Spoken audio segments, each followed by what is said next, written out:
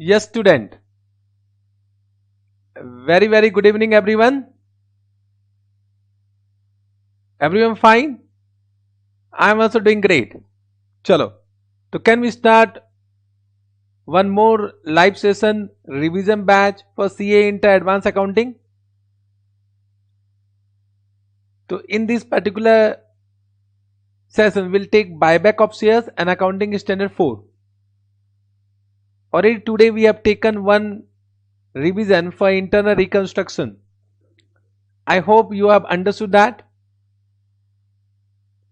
Can we start today buyback of shares?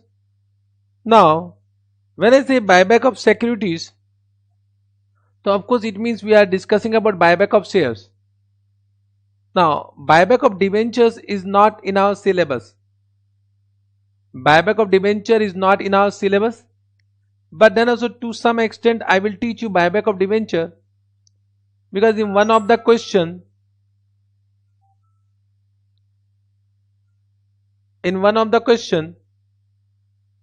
one minute.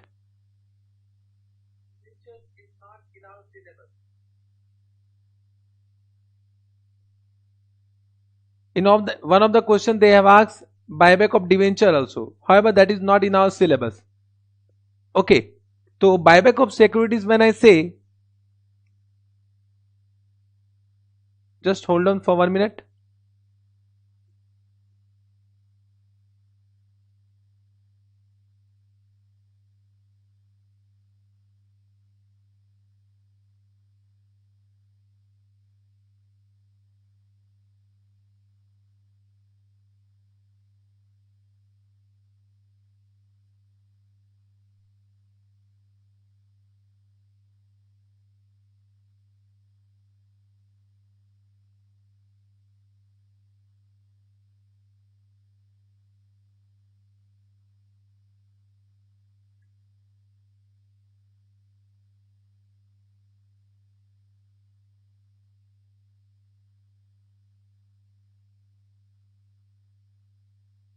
Okay, sir.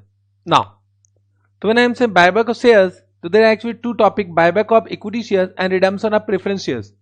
The accounting treatment of buyback of equity shares and redemption of preference shares is more or less same. Can you say whenever there is a buyback of shares or redemption of preference shares, there is a reduction of capital. Reduction of capital. Now these are covered, means when I am saying buyback of equity share, that is covered under section 68 of Companies Act 2013. Section 68 of Companies Act 2013, and redemption of preference shares is covered under section 55 of Companies Act 2013. To sum up, I will say that, means right now because we are doing only the revision, as there is a reduction of capital, so what our Companies Act says that after buyback or after redemption of preference share, the capital must be intact as it was before buyback or redemption. So to comply with this particular point of Companies Act, we need to create capital redemption reserve. We need to create capital redemption reserve. So what is the equation which we need to follow whenever there is a buyback of shares or there is a redemption of preference shares? One equation we need to follow. The equation is what? The equation to comply the requirement of Companies Act. What equation we need to follow? In case of redemption of preference shares, it will be nominal value of preference share redeem. Nominal value of preference share redeem must be equal to CRR plus proceed from new issue of share.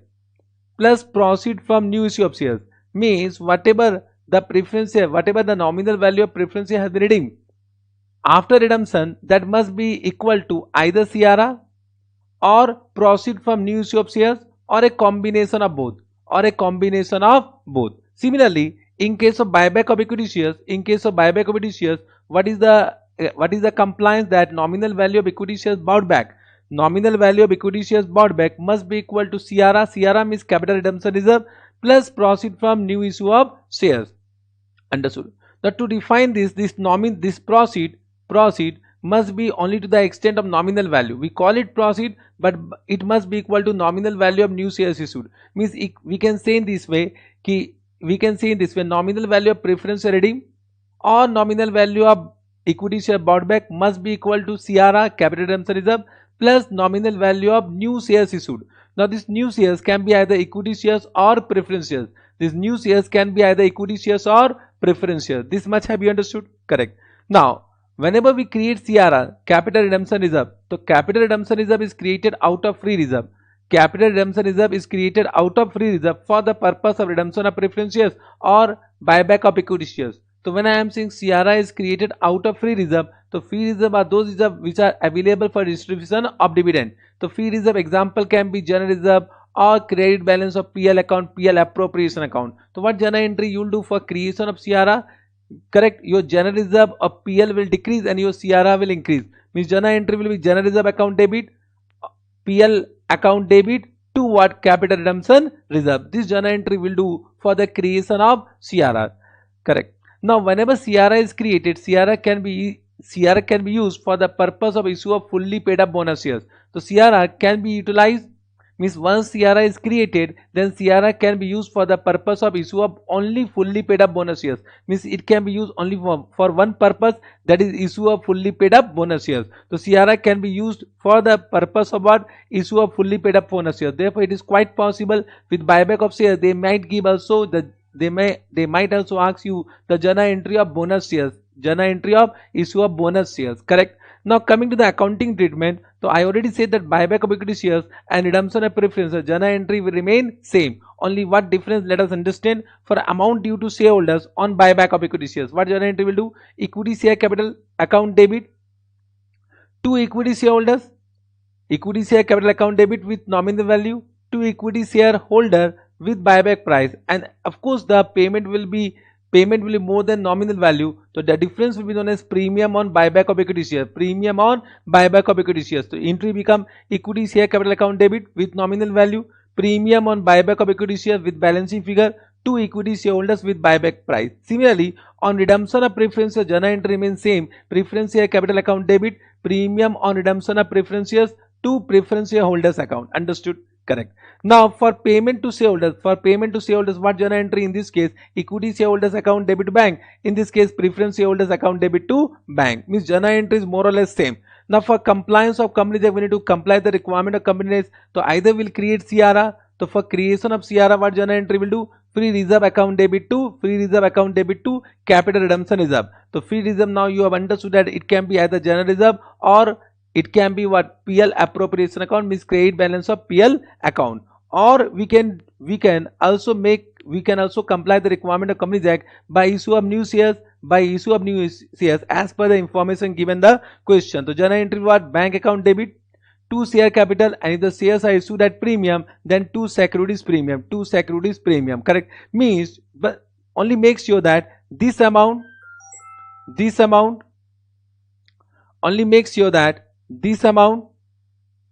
plus this amount must be equal to this amount. CRR plus nominal value of share capital must be equal to nominal value of equity shares bought back. You need to make sure that CRR plus nominal value of share capital issued must be equal to nominal value of equity shares bought back. It means if this is complied, the compliance of Companies Act has been done. Got this point? Correct. Now can you see, because there is a premium on buyback, we need to write off premium on buyback. So premium buyback is a loss. This loss will be written off immediately by using free reserve only. Correct. So what journal entry will do?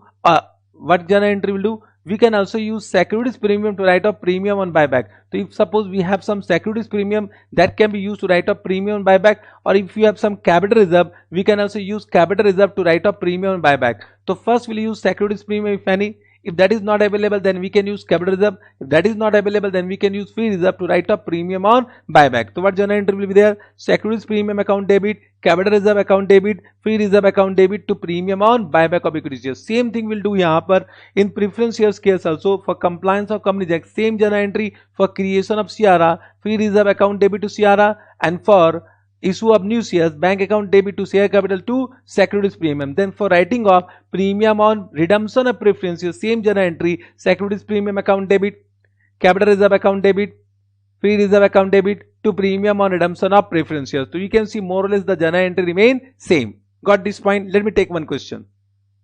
What type of question can be asked? Anu Limited, a non-listed company. Why non-listed company? Because for listed company nowadays Ind AS is applicable, which you will do where in your CA final. So right now we are assuming that it is a unlisted company and Ind AS is not applicable, because once Ind AS is applicable, and once Ind AS is applicable, then whatever we are doing, that will not be applicable. Chalega. Therefore, in exam, if question is silent, always will assume that company is an unlisted company. Got this point? So Anu Limited furnishes you the following balance sheet as at 31st March 2001. You can see they have given the balance sheet: share capital, reserve and surplus, trade payable, property, plant and equipment, non-current investment, trade receivable, cash and cash equivalent. Share capital, they have 12% redeemable preference shares or rupees 100 is fully paid up, and equity shares or rupees 10 is fully paid up. Reserve and surplus, they have capital reserve, securities premium, revenue reserve. Be careful about what are the reserve and surplus has been given. Property, plant and equipment they have given. Then non-current investment they have given. The company redeemed the preference shares on 1st April 2001. So they want to redeem the preference shares. If nothing is given, we'll assume the redemption is at par, not at premium. It also bought back 50 lakh equity shares of rupees 10 each at 50 per share. Means buyback has been done at premium. Buyback has been done at premium. The payment for the above were made out of used bank balance, which appeared as a part of current asset. But don't worry about bank balance. We have a used bank balance in the form of current asset. You are asked to pass journal entry and prepare balances. Super easy question. Super easy question. So first, what journal entry will do? Will do for redemption of preference shares. So first journal entry is what? 12% preference share capital account debit to preference shareholders.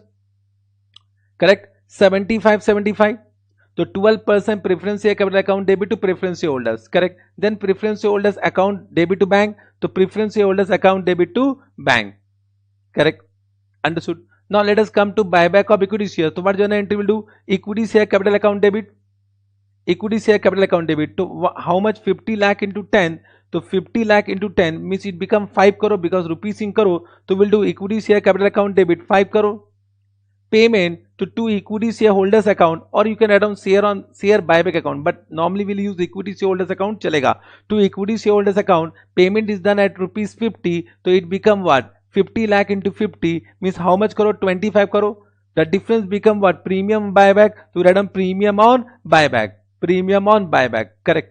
They have already written, means what they have done in ICA solution, they have directly used securities premium to write off premium and buyback, but we can pass one more journal entry: securities premium account debit to premium and buyback. Means instead of these, we can add on premium and buyback, and we can pass one more journal entry: premium and buyback to premium securities premium account debit to premium on buyback. Then we'll do the payment. Payment is what? Equity shareholders account debit to bank. So they have done this journal entry: equity shareholders account debit to bank. Now they need to comply the requirement of Companies Act. Whenever question is silent about new issue of shares, it means we'll only create CRR. We only create CRR. So can I say how much CRR is required? So that is equal to nominal value of preference share redeem. So nominal value of preference share redeem is 75, and nominal value of equity shares bought back. Nominal value of equity shares bought back is 5. It means can I say we require 80 rupees 80 crore CRR.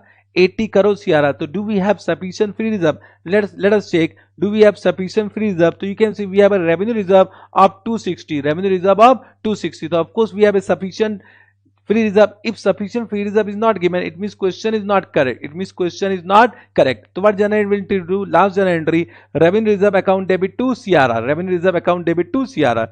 Now we can prepare the balance sheet. If you come to preparation of balance sheet, can I say this will become nil? Out of 25, 5 has been bought back, so it become 20. It become 20. Capital reserve remains same because we have not used capital reserve, so it is 15 only.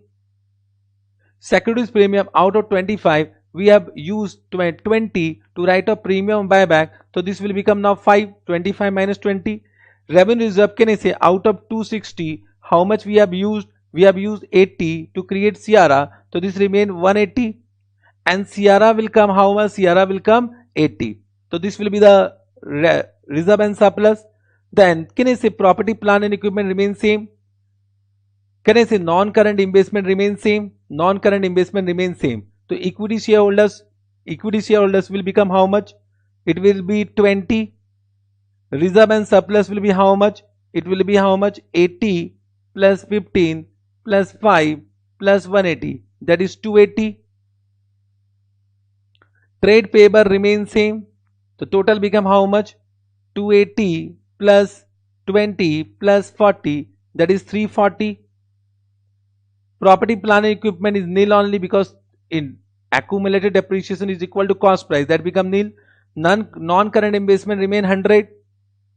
Trade receivable remain 140 and 200. How much payment we have done? So minus 75 and minus 25. Total payment is done and the balance is what? 100. Balance 100. What is the total? Total is coming how much? 340. Balance sheet tallied. Balance sheet tallied. Chalega, this become your balance sheet. So of course you can prepare the balance sheet also after the journal entries. So quite possible they may ask only journal entry, or which journal entry they may ask balance sheet also. Which journal entry they may ask balance sheet also. Chalega? Yes sir. Yes sir. Okay sir. Now let us come to one more question.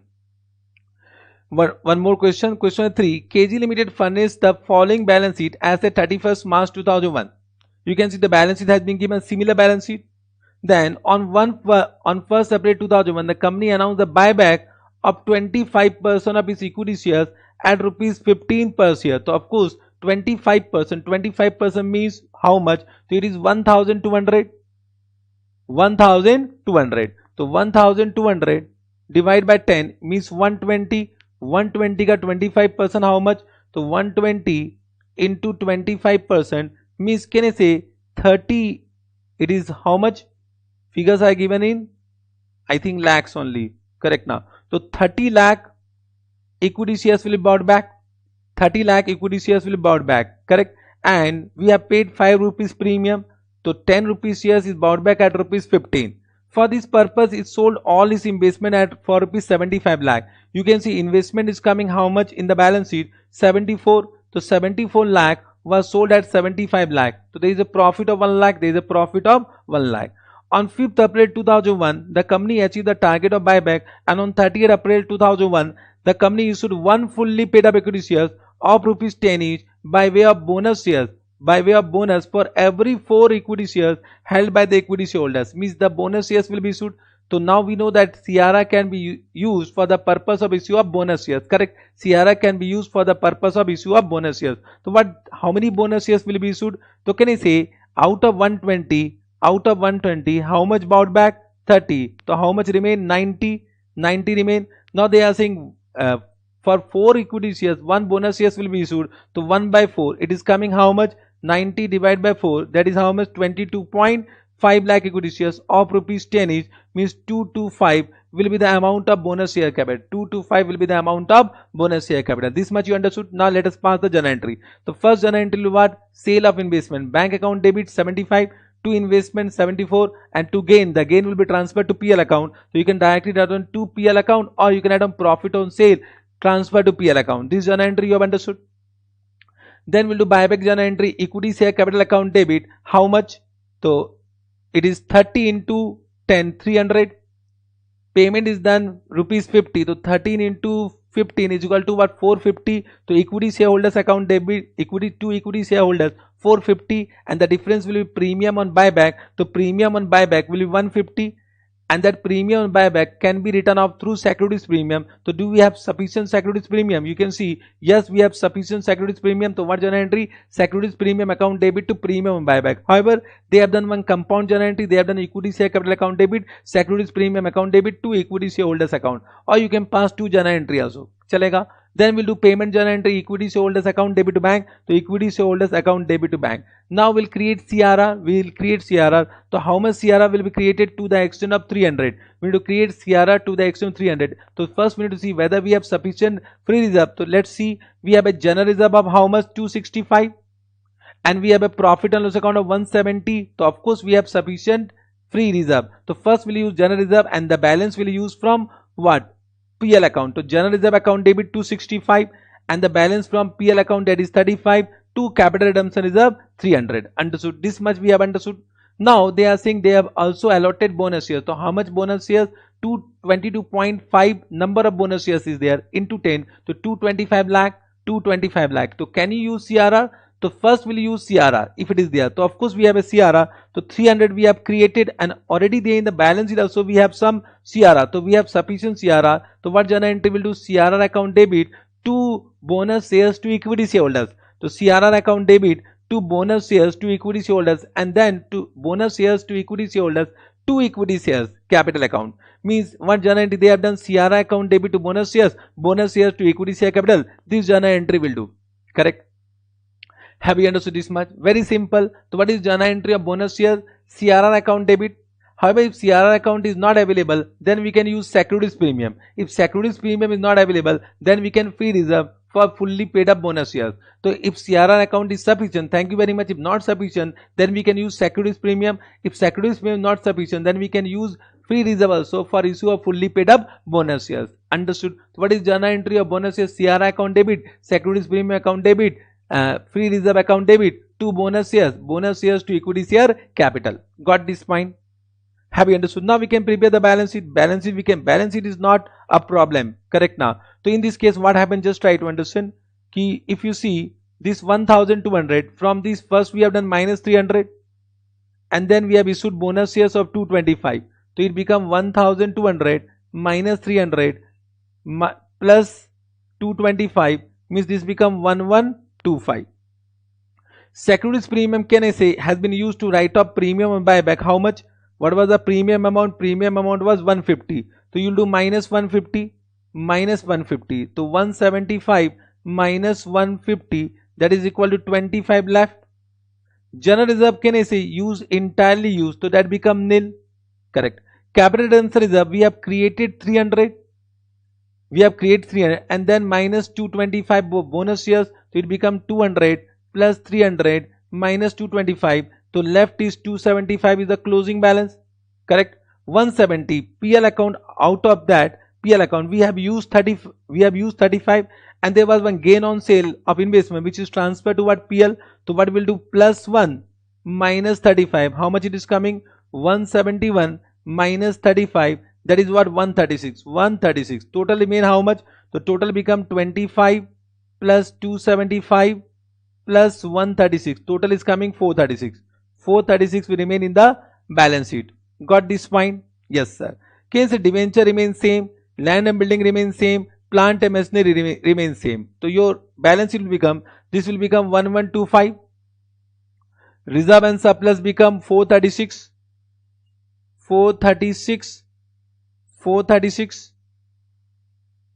Okay sir,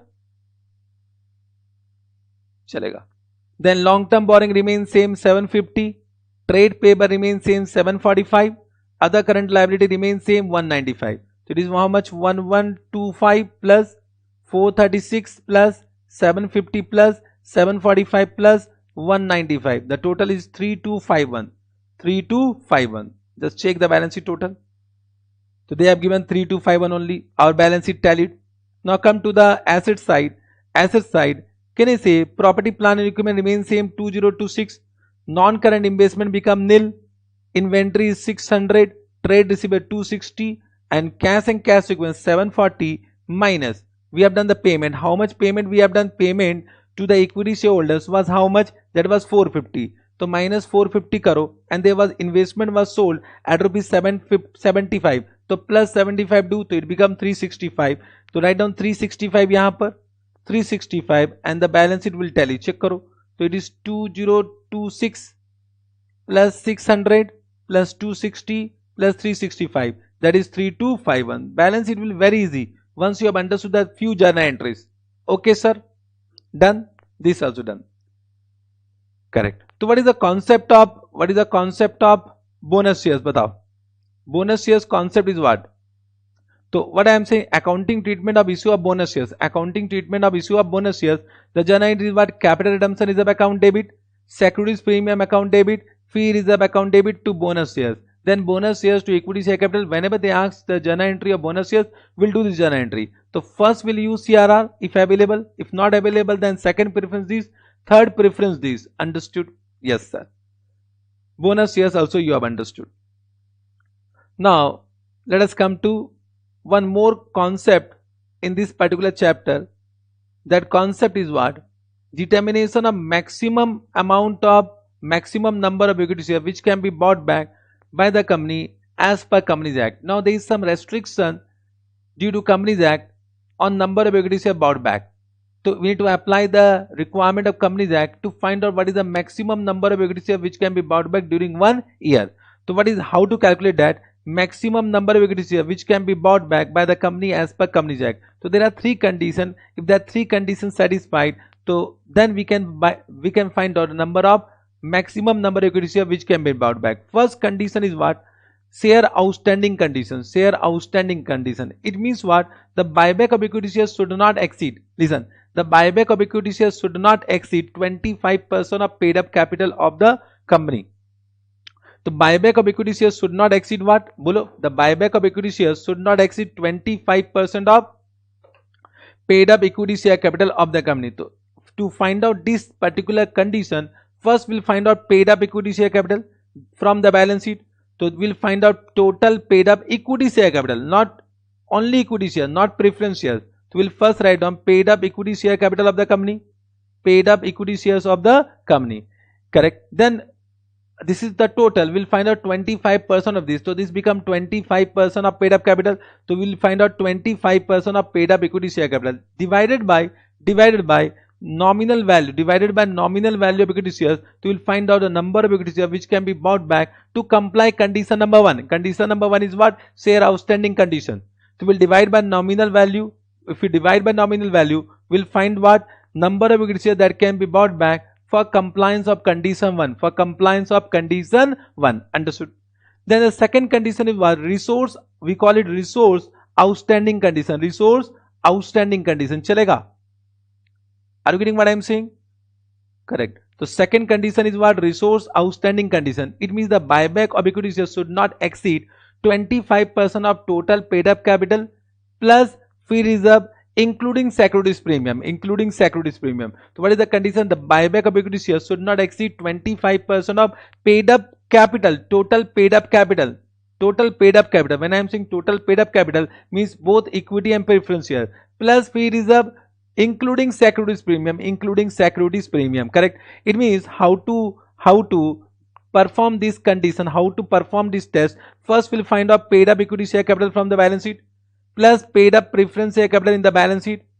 Add all the free reserve. Free reserve means general reserve, profit and loss account. Correct? And add securities premium. So this we call total shareholders fund for the compliance of this particular condition. This become total shareholders fund. Then of this total shareholders fund, we'll calculate 25% of shareholders fund. This become 25% of shareholders fund divided by buyback price, not nominal value. Now because this fund, so this is actually to cross check what is the maximum outflow we can do. Outflow means what? Buyback price. So divide by buyback price of equity share. Buyback price of equity shares. So this will be the number of equity shares which can be bought back for the compliance of second condition. For the compliance of second condition. Be careful. In the first what we have done, we have calculated 25% of total paid up equity share capital divided by nominal value of equity shares. Now we are calculating 25% of total shareholders fund divided by buyback price of equity shares. Then we'll get number of equity shares which can be bought back for compliance of this condition. First condition, second condition you understood. Last condition is what? Debt equity condition. Debt equity ratio test. Debt equity ratio condition. So what Companies Act says that debt equity ratio after buyback, debt equity ratio after buyback should not be more than 2:1. Should not be more than 2:1. So the condition is what? Debt equity ratio after buyback should not be more than 2:1. Means after buyback, correct now? After buyback, debt should not exceed twice of equity share capital. So after buyback, debt should not exceed twice of equity share capital. Twice of equity. Equity means what? Equity shareholders fund. Equity means equity shareholders fund. So how to perform this debt? First we'll find out debt. Debt means what? Loan fund plus current liability. Now there is a controversy that whether current liability should be a part of debt or not. So in some of the questions where the current liability is also given, if they have given an alternative solution by including debt, maybe they have given two. Debt can be including current liability, can be excluding current liability. Correct. Now I will show you that question also. So from my point of view, current liability should form part of debt. So from my point of view, debt is equal to loan fund plus current liability. Loan fund means what? Whether secured or unsecured. It will be secured loan, it will be unsecured loan. Correct. Now that means total liability, you can say. That means total liability. So this has not been defined. So there is actually doubt whether current liability should form part of this debt to perform this condition or not. Correct. So some of the accountants say that It is only loan fund. Some of the viewpoints, some of the accountant viewpoint is that it is inclusive of all the liability, correct? Now, so I will say that we'll do as per the information given the question. Normally in the question they give only loan fund, but they have given current liability, so you can make a note and do the particular solution. So that is equal to loan fund plus current liability. Loan fund means secured loan as well as unsecured loan. Now we'll find out shareholders fund after buyback. Shareholders fund after buyback. So first we'll calculate shareholders fund before buyback. Shareholders fund before buyback. Can a shareholders fund before buyback will be this total only? Already we calculated this is total shareholders fund before buyback. So we can take this amount only. This is shareholders fund before buyback, correct? Now we need to calculate shareholders fund after buyback. So can you say after buyback? Just try to understand after buyback what happened. Correct. Can you say after buyback the equity will reduce by the payment for buyback? So equity will reduce because of payment of buyback. So what will do? Reduction in equity due to buyback. So less reduction in equity due to buyback means number of equity share buyback multiplied by buyback price. Understood? So reduction in equity due to buyback means number of equity share which are supposed to be bought back multiplied by buyback price, correct? And can I say this will also reduce by CRR, creation of CRR. Now creation of CRR for this purpose, for this performance of test, CRR is not considered as a part of equity. Therefore, will also reduce CRR to be created. CRR created will not be considered for the purpose of this test. So less CRR to be created. So CRR to be created is nothing but number of equity share bought back multiplied by nominal value. So number of equity shares multiplied by nominal value will be CRR to be created. So this will be also reduced and this will become equity shareholders fund after buyback. So what we'll do first, we'll find out shareholders fund before buyback. Less reduction in equity due to buyback, that is number of equity shares multiplied by buyback price. Then less CRR created, that is number of equity shares bought back multiplied by nominal value, that will be equal to amount of CRR, correct? Now, so this will become shareholders fund after buyback. But can I say right now we don't know what is the maximum number of equity shares we are going to buy back. So to perform this test, we'll assume that number of shares, let number of shares be X. So we'll assume number of equity shares be X. Then can I say we'll solve this equation that already we calculated, that should be equal to twice of what? Twice of this fund, twice of shareholders fund after buyback. So we'll solve this equation that is equal to twice of equity shareholders fund. Let me take one question to explain this entire calculation. Can we take one question? Yes, sir. So normally this type of question they ask. Question 5. Parrot has the following capital structure. They have given equity share capital 330 crore. The reserve and surplus they have given general reserve, securities premium account, profit and loss account, infrastructure development reserve, correct? And then loan fund they have given. Understood? Have you understood this? Bolo. The shareholders of Parrot Limited on the recommendation of Board of Directors have approved on 12/9/2001 a proposal to buy back the maximum permissible number of equity shares considering the large surplus fund available at the disposal of the company.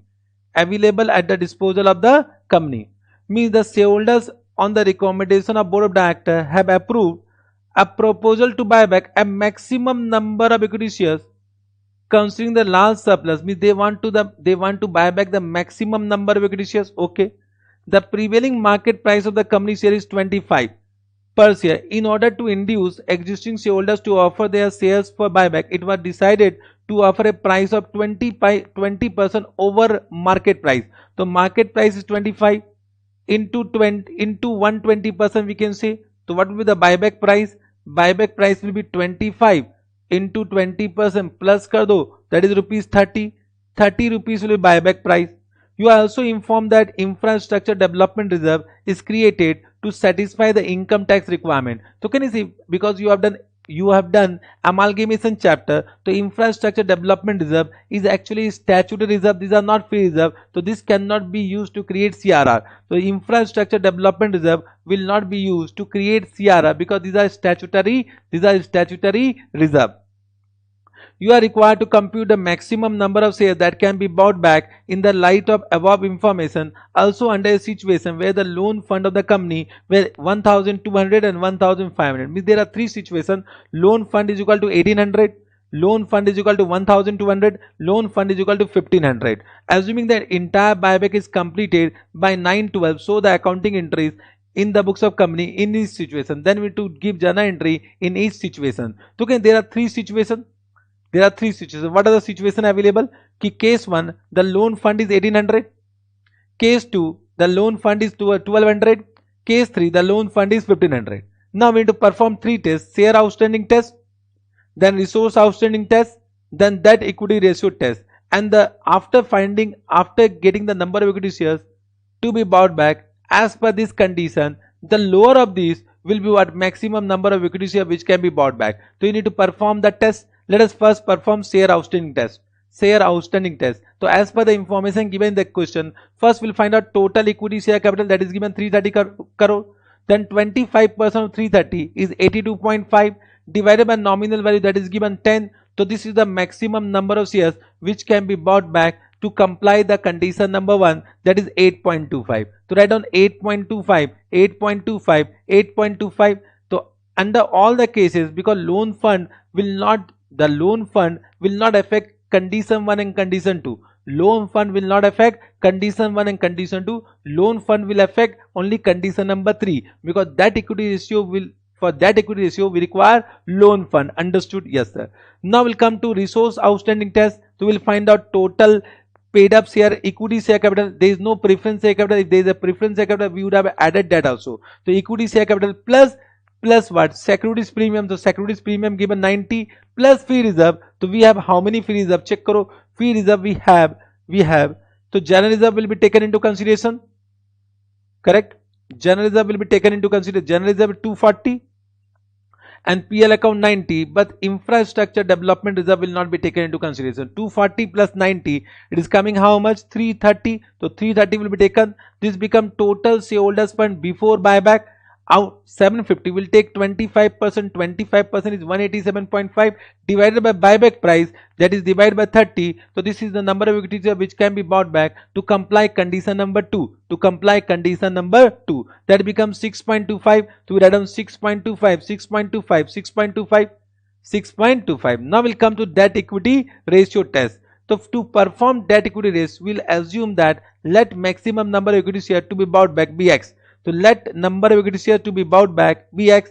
Now we'll find out shareholders fund after buyback. So what is the shareholders fund before buyback? Already we calculated 750. So we write down 750 less reduction in equity due to buyback, that is number of shares multiplied by buyback price. So 30x will do. So minus 30x will do. Then CRR created, that is number of shares multiplied by nominal value, that is 10x. So we'll do minus 10x. So this becomes 750 minus 40x. Now what is the equation? Equation is equal to debt is equal to twice of equity. Debt already we have understood in all the case the debt will be different. So our equation is what? Debt is equal to twice of equity. If you simplify, this debt is equal to 2 into 750 minus 40x. So if you simplify, this become debt is equal to 1500 minus 80x. Understood? Now we are simplifying. So in this x will be equal to what? If you simplify, x will be equal to how much? Can I say 1500 minus that divided by 80? 1500 minus that divided by 80. So x means number of equity shares is equal to 1500 minus that divided by 80. So if you fulfill this particular formula, whatever we have got in all cases, can I say we'll get number of equity shares which can be bought back in case number 1, case number 2, case number 3. Understood now? So what we have done, debt is equal to twice of equity. Equity we know is equal to 750 minus 40x. So 2 into equity is nothing but 1500 minus 80x.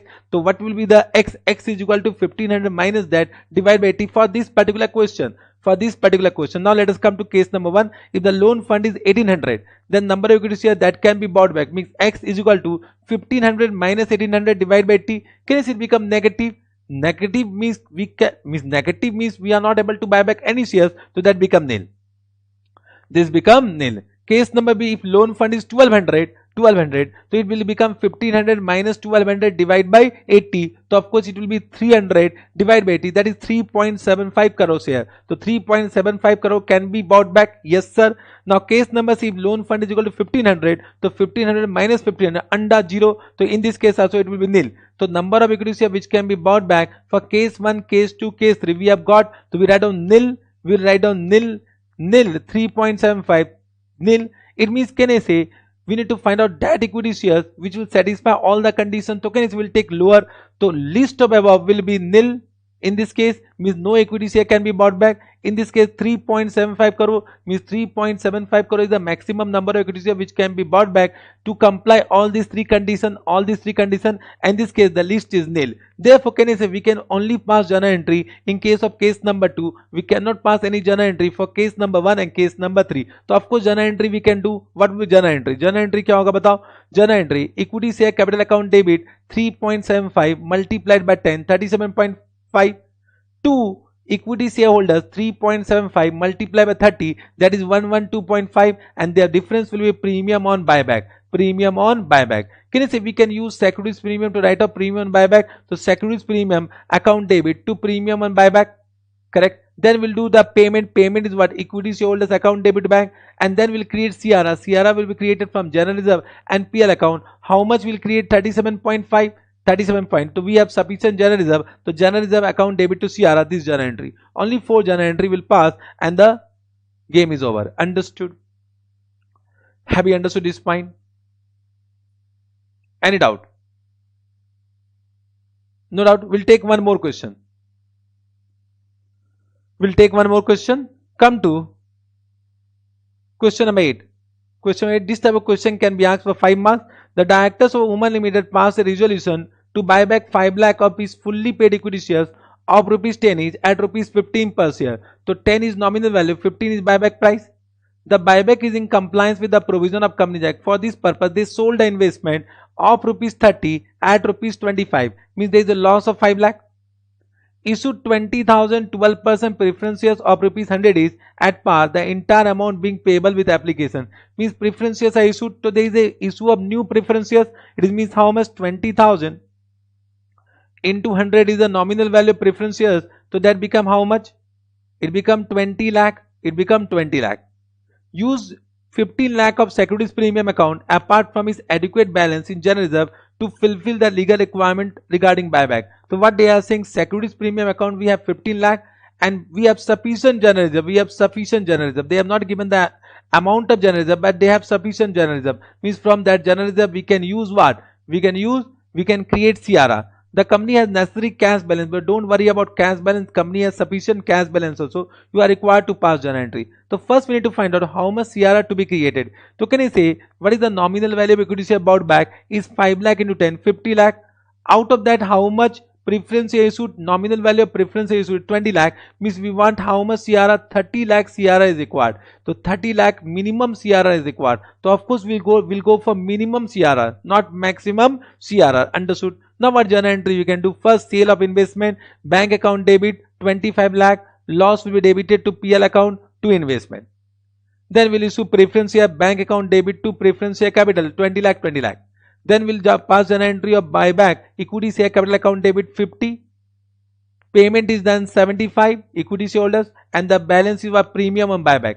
This premium buyback will be written off through securities premium account, but we have only 15 lakh. So balance will take from general reserve. So securities premium account 15 lakh, general reserve 10 lakh, and premium buyback 25 lakh. Then we'll do payment. Payment is what? Equity shareholders account debit to bank. Then we'll create CRA. CRA will be created from sufficient general reserve. So general reserve account debit to CRA. How much? 30 lakh. For this question I have done for this. How much CRA will be created? We need to comply the requirement of Companies Act. Means that equation. Understood? Correct. Let me take one more question where I will just inform you that alternative solution is also given. Let me take that question also. 1 minute. Acha. Right now I don't have that question, but you'll find that question. You'll find that question in your book, that I said a debt is equal to loan plus current liability. So in that question, current liability was given. They have given one alternative solution where debt they have considered as loan plus current liability. So current liability may be considered, may not be considered. Give a note whatever you are doing. Means that might be equal to only loan fund, or debt might be equal to loan fund plus current liability. Understood this point? I hope you have understood. Correct? So this chapter is completed. Now we are left with accounting standard 4. We'll take a break of 10 minutes. After break, we'll continue what? AS4. Chalega?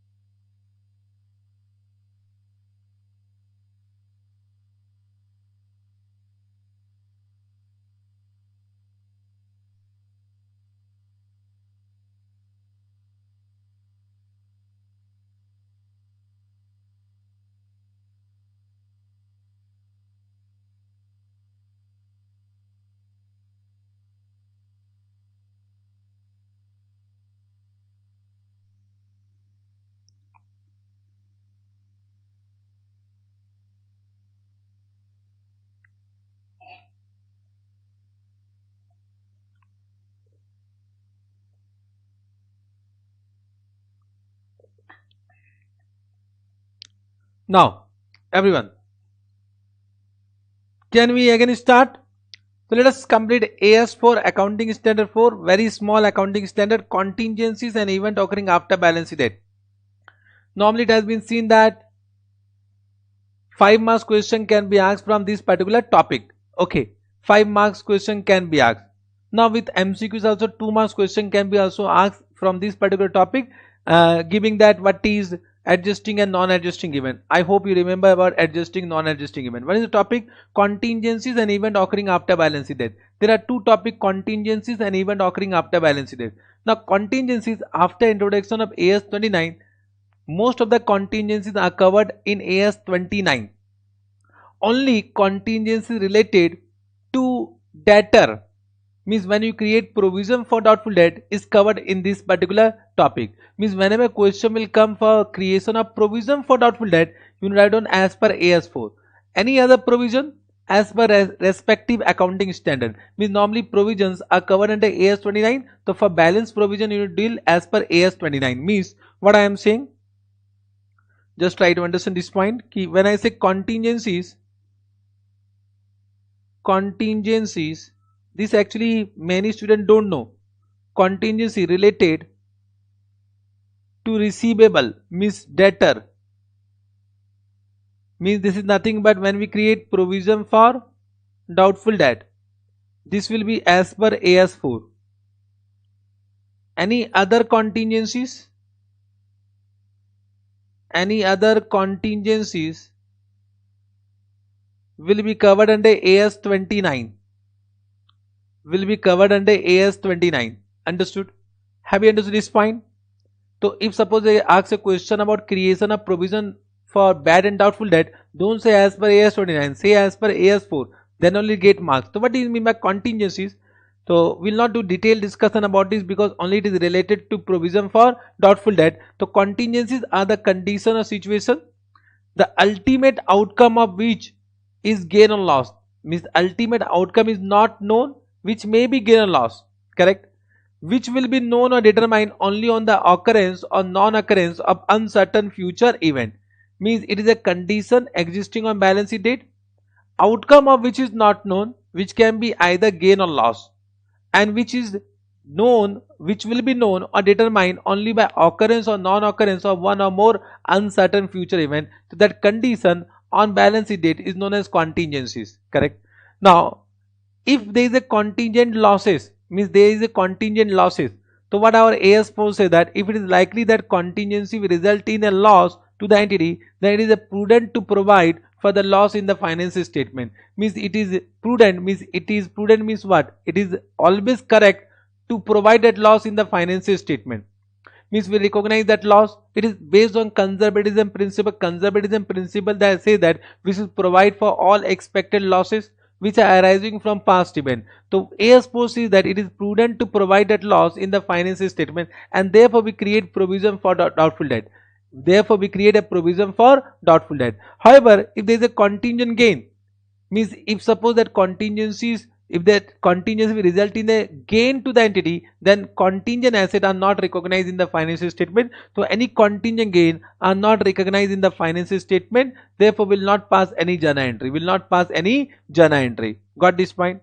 So one clarification has been given. AS4 that deals with contingencies are applicable only to the extent not covered by other accounting standard. Other accounting standard means AS 29. Correct? Or we can say, of course, when we say provision for decline in the value of investment, that is also covered under AS 13. Correct? Now for example, inventory write down, that is covered under AS 2, so that is also not covered yahan par. For example, the impairment of receivable, commonly known as provision for bad and doubtful debt, is governed by AS4. So only to the extent of question which are related to the creation of provision for bad and doubtful debt, you will apply AS4. So AS4 to the extent of contingencies is this much. Means normally this chapter we are doing for event occurring after balance sheet date. So I hope you know the meaning of event occurring after balance sheet date. Any event which are significant event, which may be favorable or unfavorable, and which occur after balance sheet date, but before approval of financial statement by board of director, means which occur between the balance sheet date and date on which financial statement are approved. The financial statement are approved by board of directors in case of company, or by any other corresponding approving authority in case of any other entity. For example, in case of partnership firm, that will be approved by partners. In case of proprietorship, that will be approved by proprietor, but in case of company, that will be approved by board of directors. Understood? So it is a significant event which may be favorable or unfavorable, and which occur between balance sheet date and the date on which financial statement are approved. So any event which occur between that date are known as event occurring after balance sheet date. So event occurring after balance sheet date for the purpose of accounting adjustment are of two types: adjusting event and non-adjusting event.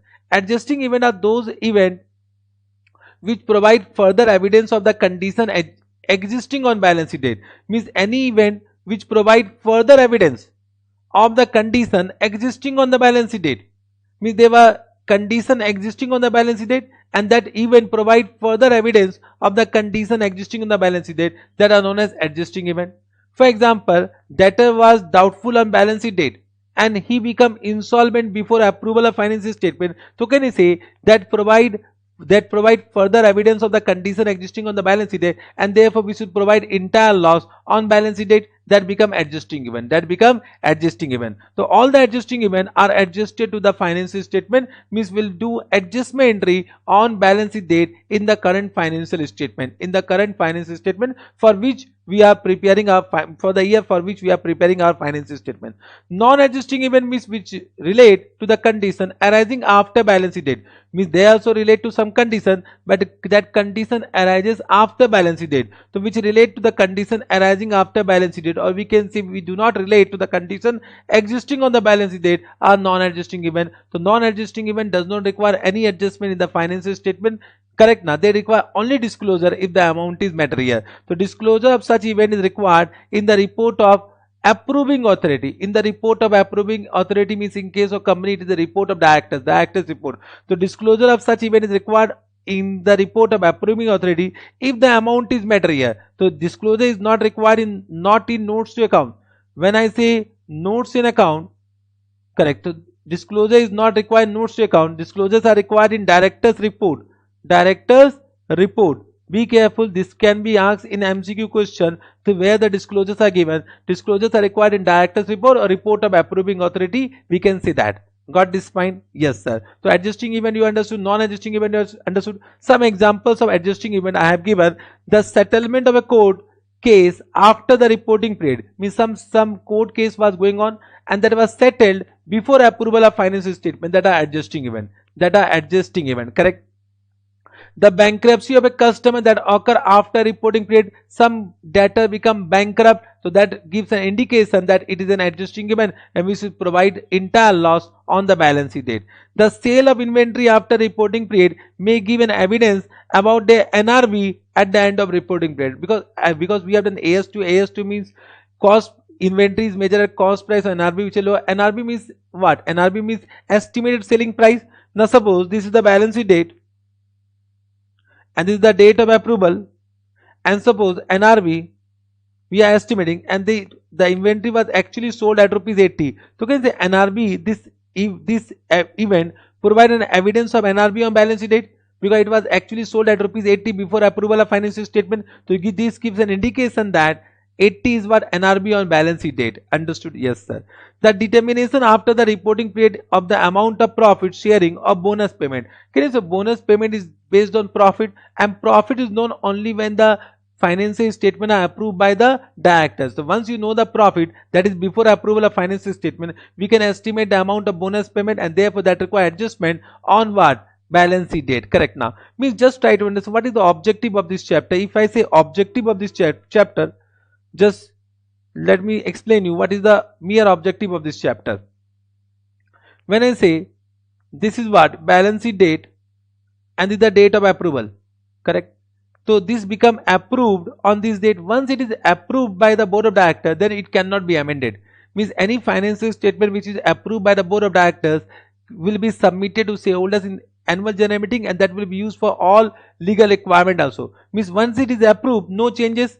Means can I say it can be changed before approval of financial statement, it can be amended before approval of financial statement. So normally we prepare draft financial statement on this date. And can I say during this period we may find some event, there may be some event which provide certain information about the condition existing on the balance sheet date. So any event which occur after balance date may provide certain information, certain evidence of the condition existing on the balance date. So of course can I say because of that event some adjustment should be done on the balance sheet date. That's why it is called an adjusting event. So because of this event adjustment can be done, but only for adjusting event, not for non-adjusting event. Means adjusting event are those events for which condition is already existing on the balance sheet date. For example, you have created provision as per the requirement of AS 29, 10 lakh, correct, due to some case which was going on. You have already created a provision. Now settlement of that case has been done, and due to settlement now the amount payable is 12 lakh. Now you only say we have created a provision of 10 lakh, but actual settlement amount is 12 lakh. So better to create a provision of 12 lakh, and that was known before approval of financial statement. So if it was known before approval of financial statement, we can amend our financial statement, already prepared draft financial statement, and therefore this will be amended, and 10 lakh will not be provision. Now we'll create a provision of 12 lakh. So we'll increase the provision by 2 lakh. Two lakh. Understood this point?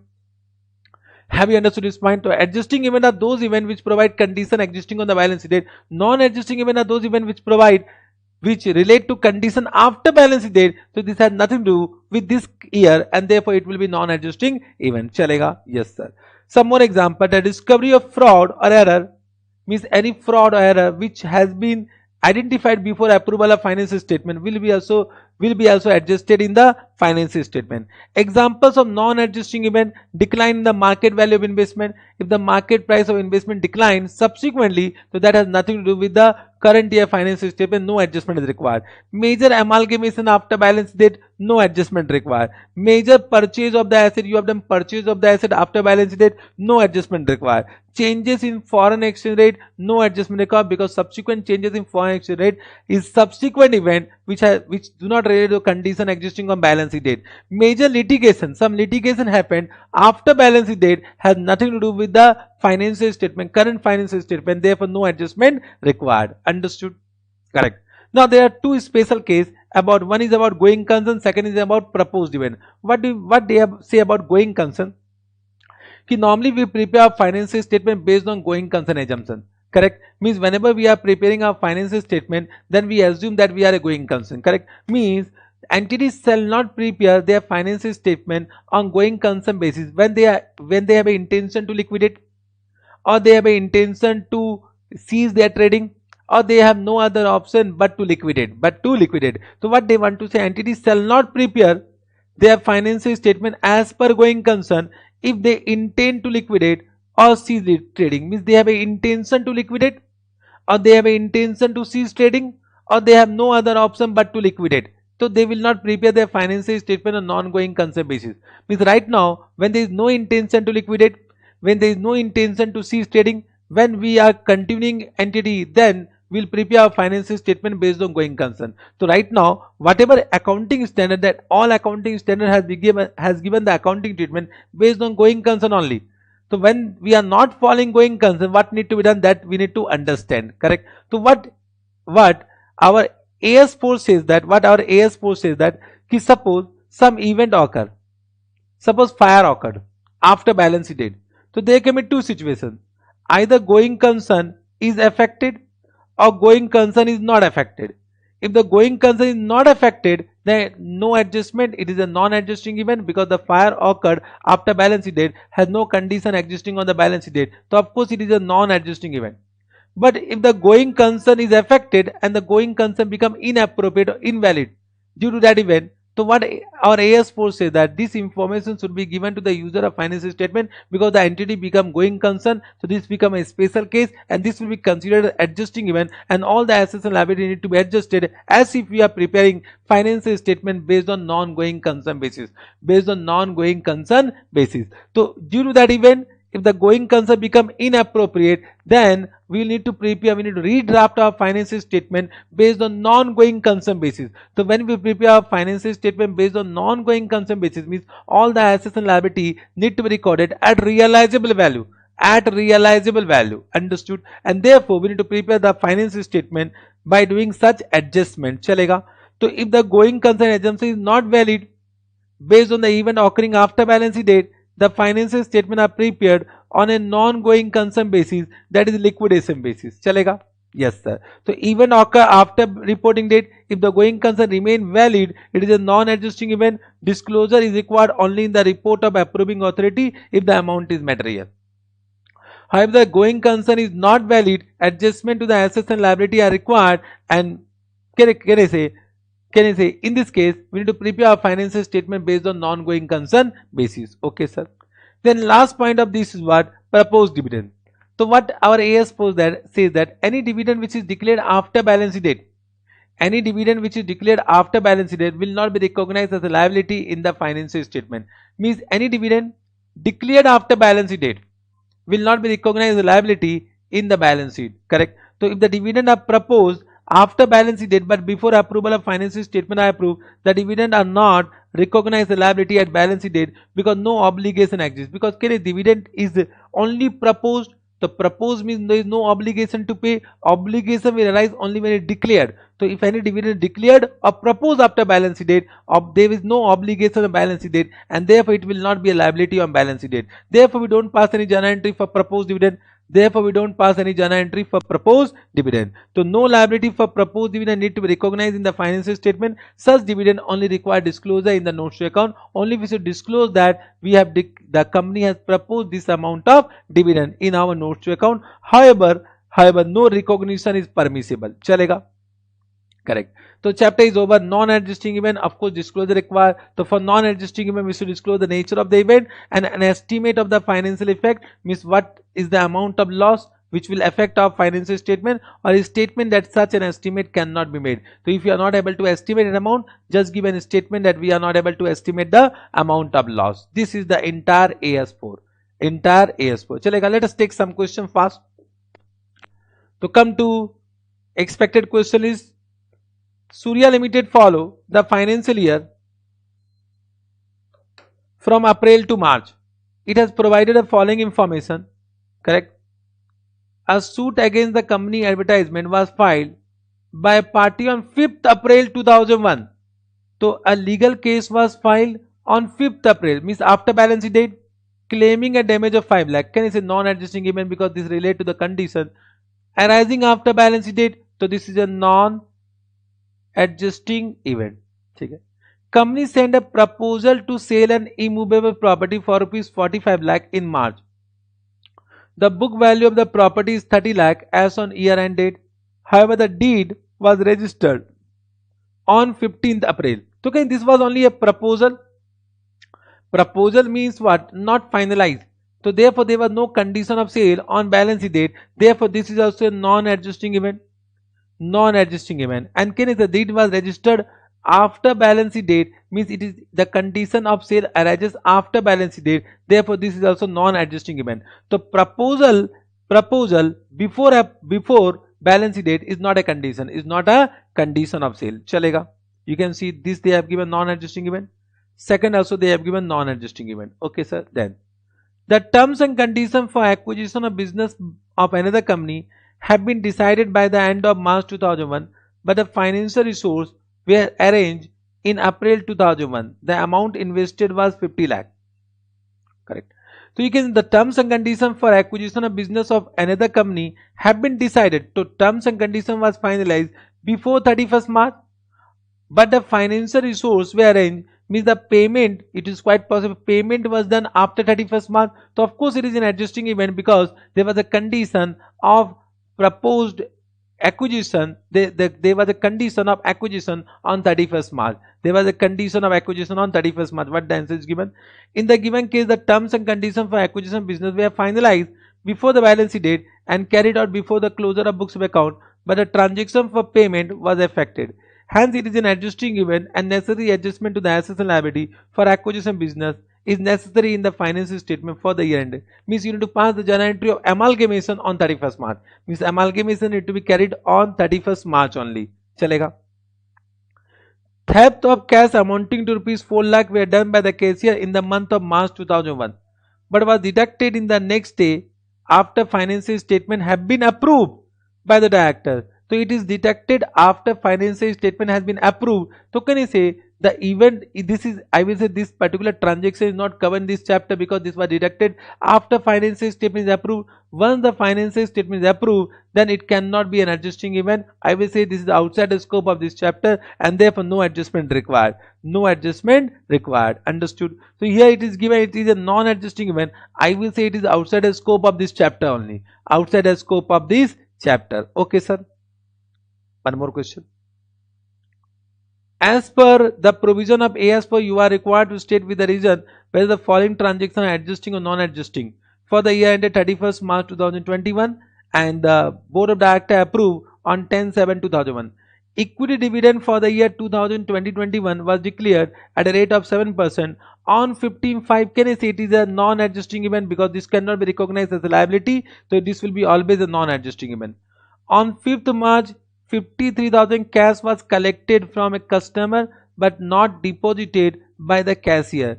This fraud was detected on 22nd June. 22nd June means before approval of financial statement. So this case, this fraud was detected before approval of financial statement. So of course it is an adjusting event and that will be what? Rectified. One building got damaged due to occurrence of fire on 23 May. So building was damaged after balance sheet date. Correct. The loss was estimated to be 81 lakh. Correct. Now if nothing has been given, so can I say by your you can't assume that going concern is affected. For this I will say you can give two viewpoint. If the going concern is not affected, it is a non-adjusting event, but if the going concern is affected, however due to this fire going concern will not be affected. But suppose you want to give that answer, you can also give that if the going concern is inappropriate, then financial statement will be redrafted and will be prepared on non-going concern basis. However they have given it is a non-adjusting event. However according to the standard they have given that also. So they have given also one alternative solution for this. So if the going concern assumption is affected, then of course the balance sheet need to be, the financial statement need to be adjusted as per going concern basis. Chalega? Understood this point? Yes sir. One more question. XYZ Limited operated business into various segments. Its financial year ended on 31st March 2020 and the financial statement were approved on 15 June. A major property was sold. It was included in the balance sheet at 25 lakh for which the contract had been exchanged on 15 March. Means contract has been done on 15 March and the sale was completed on 15 May at a price of 26 lakh 50,000. So there was a condition of sale because contract already done. So this will be an adjusting event. Correct now. This will be an adjusting event. So what they have given, check karo.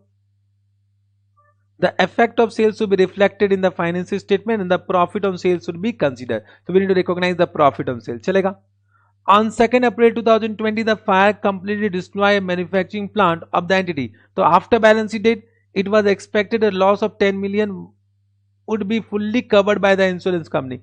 So it is fully covered by insurance company, therefore going concern is not affected. But can I say this will be a non-adjusting event and no adjustment required. Correct. Only a disclosure is required, to that you can give. So it is a non-adjusting event, only a disclosure will be required, disclosed by way of notes in financial statement. A claim for damage amounting to rupees 8 million for breach of patent had been received by the entity prior to year end. So claim for damage was received prior to year end. It is the director's opinion backed by legal advice that claim will ultimately prove to be baseless, but it is still estimated that it would involve a considerable expenditure on legal fee. So already the claim was what they have given, claim for damage amounting to rupees 8 million for breach of patent have been received, correct, by the entity prior to year end. It is the director's opinion backed by legal advice that claim will be ultimately proved to baseless. So can I say just try to understand? Because they have said that still they need to be incurred some legal fees.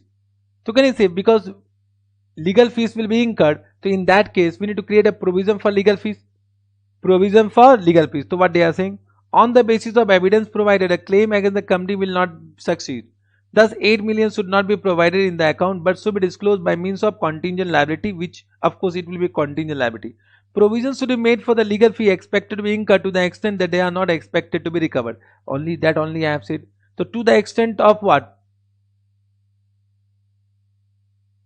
1 minute.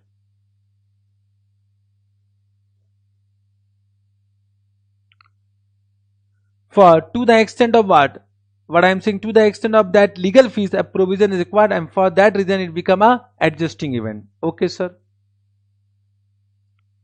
chalega. Then you can do the balance this question also. Let me do this question also. T Limited closes its books of account on 31st March. The financial statement year end is 31st March 2020 and approval date is 30th June 2020. T Limited has an inventory of 50 stitching machine costing rupees 5,500 per machine on 31st March. The company is expecting a heavy decline in the demand in the next year. The inventories are valued at cost NRB, whichever is lower. During the month of April 2020, due to fall in demand, the prices have gone drastically. The company has sold 5 machine at a rupees of 4,000 per machine. 4,000 per machine. So, whether it is an adjusting event or non-adjusting event? Are you able to understand? So can I say, just try to understand, because NRV means NRV is an accounting estimate, and that is based on the estimation. So if you know that demand is going to increase, so you are expected to sold at lesser price, and that is being confirmed by actual sale of 5 machine at rupees 4,000. So understood that cost price is 5,500, but you can sell it rupees 4,000. So this provide evidence of the condition existing on the balance sheet date, and therefore it will become adjusting event, and therefore you should, the total value of inventory in the books will be 50 machine into 4,000 into 4,000. This is a good question. This is a good question, can be asked in exam, and normally student do mistake यहाँ पर. Correct? So need to adjust the amount recognized in the financial statement with respect to NRV. चलेगा? A fire has broken out of the company's godown in 15th April. The company has estimated loss of 25 lakh, of which 75% recoverable. Non-adjusting event, this point is, they are asking always. A suit against the company advertisement was filed by a party on 10th April 2000. So this is after balance sheet date. Therefore, this is also related to the condition arising after balance sheet date, non-adjusting event. So it is also non-adjusting event. Chalega. So this type of question can be asked. With this, AS4 is also completed. So today we have done internal reconstruction, we have done buyback, we have done in AS4. All the 3 chapters has been done. Tomorrow we'll take which accounting standard? We'll take AS28, AS9, AS5 and AS7. Correct? Tomorrow that will be our target. I hope you are enjoying these classes. If you are enjoying these classes, just comment in the comment box how you are liking these classes and what else I can do for you for the coming exam. Bye bye. All the best.